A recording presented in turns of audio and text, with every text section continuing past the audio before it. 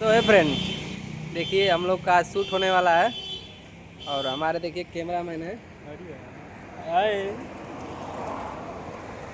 और ये मुनीर जी हैं। देखिए आज काफ़ी अनोखा मूवी है, अभी नाम नहीं दिए हैं, शूट हो जाने के बाद नाम देंगे। चलिए मिलते हैं थोड़ी देर के बाद। देखिए आज हमारा शूट हो रहा है, एक शॉर्ट मूवी बन रहा है जो मूवी का नाम है मजदूर की कीमत। देखिए हम लोग का अच्छा खासा शूट चल रहा है अभी।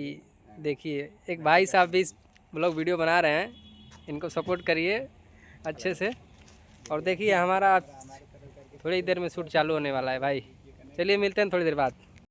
सो है फ्रेंड, चलिए आइए मिलिए। देखिए हमारा शूटिंग हो रहा है और हमारे जो मेन किरदार हैं, बाप की रोल निभा रहे हैं, उनकी तैयारी हो रही है। और यहाँ पे दिलीप भैया हैं और यहाँ पे कैमरामैन। देखिए चलिए थोड़ी देर बाद मिलते हैं आप लोग से।